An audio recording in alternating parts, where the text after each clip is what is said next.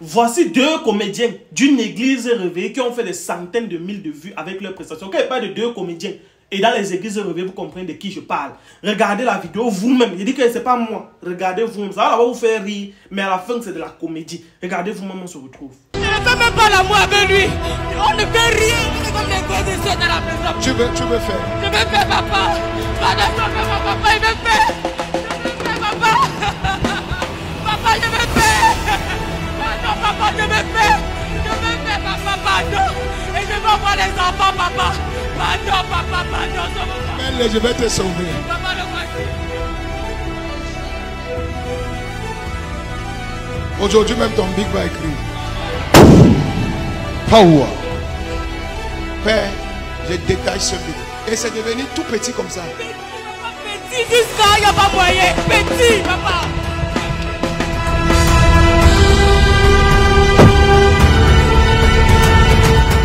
Tu sais ce qui a tué son big? Tu dors la nuit, tu vois un homme qui vient coucher avec toi. Vérité, papa. Tu vois un homme. C'est ton mari spirituel qui a attaqué ton mari.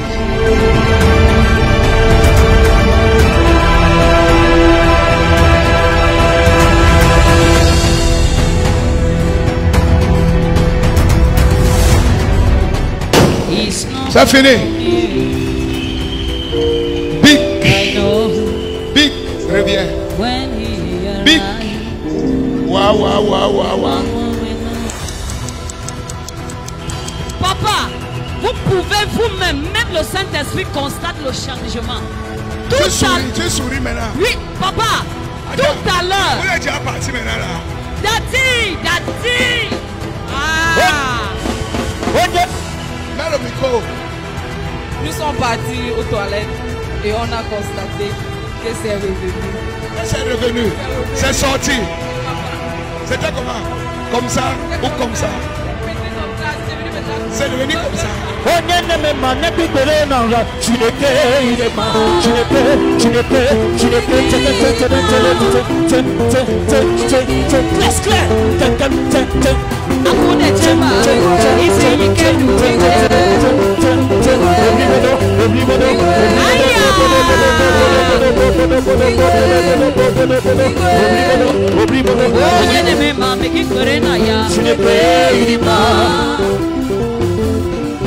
Est-ce que tu peux acclamer le roi des rois?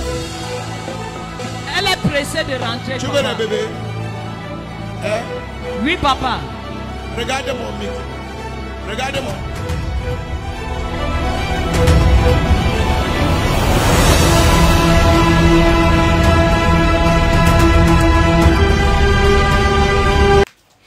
Salut à tous, c'est bienvenue dans cette nouvelle vidéo. Encore une fois, le plus on se retrouve pour échanger, parler d'un sujet qui de peu ou de loin concerne notre communauté. Ici, on parle de ce qu'on a vu, on a entendu, si possible, on donne toujours un peu notre avis. Alors, je dis toujours ceci. Cette vidéo, je sais, ça va fâcher les gens. Parce que pour ces personnes qui sont dans les communautés chrétiennes religieuses, ça va leur fâcher. Parce que quand je vais dire des vérités ici, que peut-être certains ne seront pas d'accord avec moi. Et vous allez vous rendre compte qu'il y aura des personnes qui sont adeptes de ces prêtres ou de ces pasteurs ou de ces hommes de Dieu là, qui ne seront vraiment pas d'accord, qui peut-être viendront ici là, commencer à déverser leur frustration sur moi et tout. Maintenant, je vais entrer dans le vif du sujet. Vous avez regardé cette vidéo. Quand moi j'ai regardé la vidéo au départ, je me suis dit que c'était une femme qui est venue exposer le fait que le truc de son mari ne se lève pas et qu'elle veut que le problème soit résolu. Et maintenant, quand vous regardez la vidéo, quelques minutes après, on montre comment le pasteur commence à faire, il fait. Après, on dit qu'il parte derrière, il essaie, elle vient dire que oui, ça s'est levé. Mais vous ne voyez pas ça, c'est de la comédie. Parce que moi, je me dis, si c'est un problème vraiment, comme on dit là, il y a des docteurs ici là, on va dire qu'il y a des problèmes qui ne relèvent pas peut-être de la médecine normale qu'on voit là. Mais il y a des docteurs ici qui prennent des temps pour soigner ce type de problème. Un pasteur se lève en un claquement de doigts, il vient, il fait comme ça. Et quand je regarde, vous allez vous rendre compte que moi, c'est mon analyse que j'ai faite. Je ne suis pas en train de juger leurs églises. C'est-à-dire, les gars sont libres d'être dans leurs églises. Mais quand vous allez voir, la plupart des églises réveillées ont le même fonctionnement. C'est-à-dire que vous allez voir que quand il y a un truc, on veut te dire délivrance, on est toujours, soit on vient, on te touche comme ça, on t'arrête. Soit on vient, on te touche, soit on vient, on te verse l'eau. Soit on vient, on t'emballe. Comme vous avez vu, on a emballé la femme là dans le... Ou c'est dans quel drap là? On a tourné, ça c'est qu'elle est tombée. Le gars est tombé. Donc, quand tu vois ça, ça ressemble tellement... Donc, c'est tellement bien fait que quand tu vois, tu es naïf, tu peux croire que c'est la vérité. Mais pourtant, moi, je me dis, moi, mon avis, c'est que je me dis toujours que ça, c'est un scénario qu'ils ont monté en amont. Et tu vois des gens qui sont là, qui croient à ça, mais tu te demandes à un moment donné que, mais, what is it? Parce que, en fait, le problème, c'est quoi?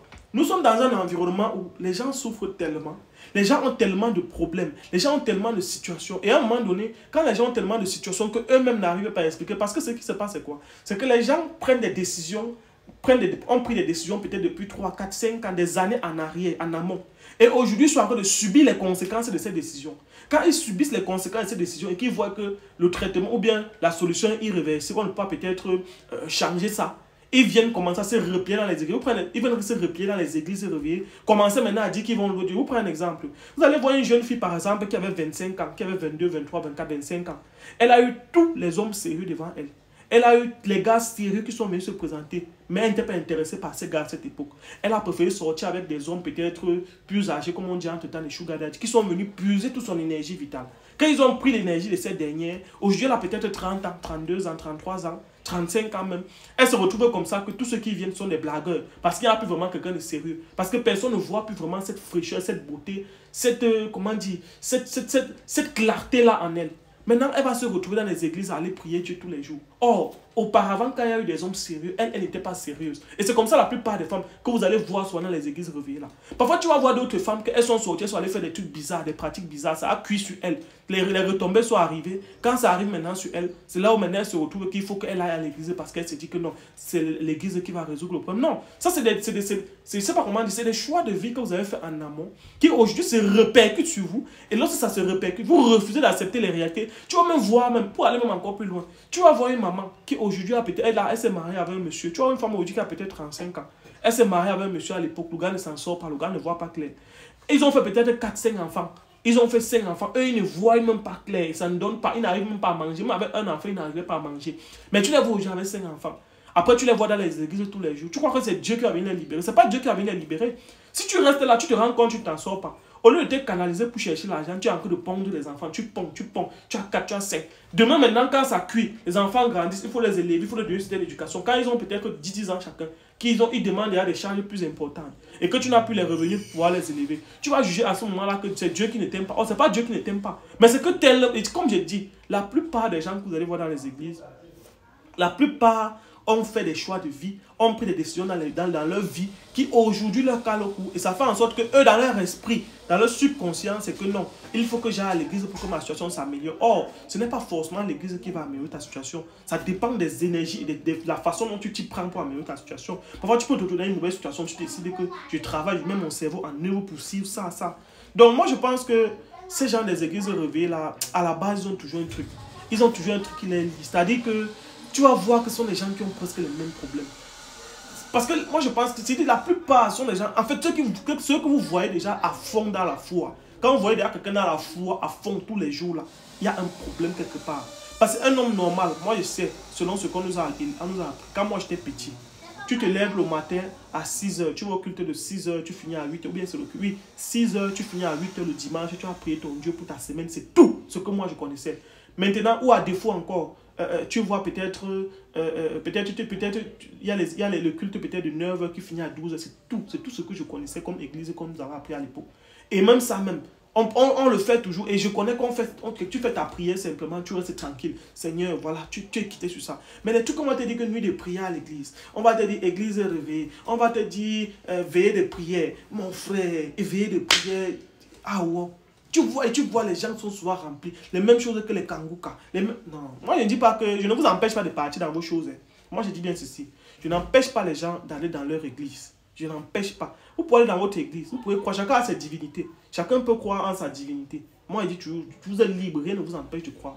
Mais j'estime à mon humble avis que la plupart des gens qui vont dans ces églises et qui sont très adeptes de ces mouvements-là ont des choses à cacher, ou bien ils ont des choses qu'ils ont eu à faire par le passé, qui les rattrapent au Dieu, et que dans leur tête, c'est qu'en partant à l'église, ça peut leur permettre d'annuler ça. Et maintenant, c'est pour ça que vous les voyez à l'église tous les jours. C'est automatique.